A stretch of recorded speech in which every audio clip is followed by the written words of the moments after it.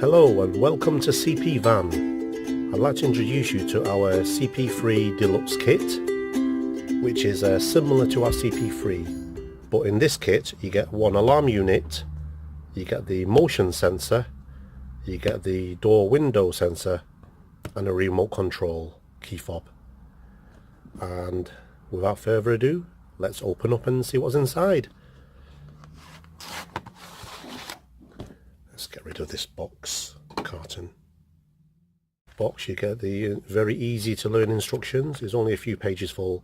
It's very self-explanatory, very easy to learn, but I'm making this video so that you can get started straight away with the basics.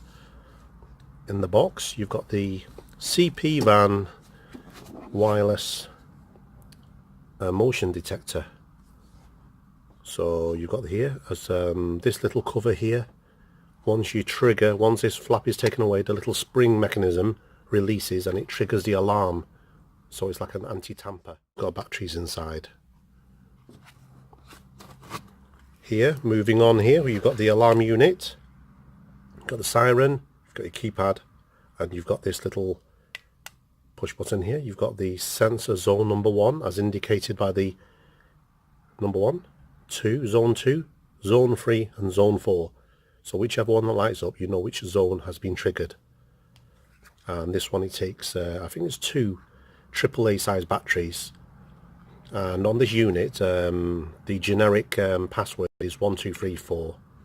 If you want to change the password on this alarm unit, what you do is take the panel away, take the battery out, keeping your hand pressed on any one of these buttons, number 1 for example, keep it pressed, install the batteries, it'll beep 5 times and then you can release, and then you tap in your own password that you want, and to complete it you press enter, and the next time if you want to change your password again you just repeat the process.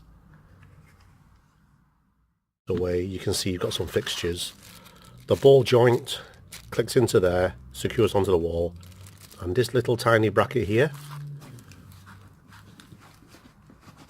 fits in place of this little tiny piece of plastic. So once that's in place, you don't need this, because that slides into this position like so, and it stops the anti-trigger mechanism going off.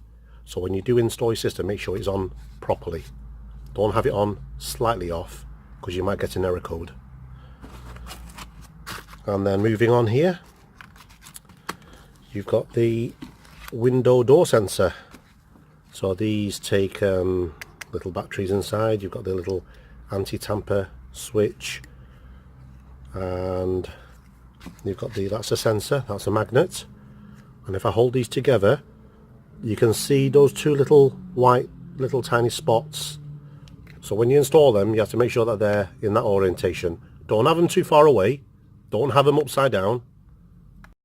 I mean, you can have them that way, and then you could always trigger it to get the idea before you stick those down. But before you stick those down, make sure you wipe the surface clean and dry before sticking the units in place. The remote control button. These buttons are labeled as A, B, C and D. Button A, the SOS bell button, triggers a loud emergency alarm. And then you've got the button B, the padlock button, that's a delay button. That delays your exit by 30 seconds, giving you some time. C, which is like a little house, that button is a button C, arm button. It activates the alarm unit. And D is for disarm. So to deactivate the alarm you press D. And this button, like you can see, has got all the CE markings, the ROS. It takes a button cell which lasts ages.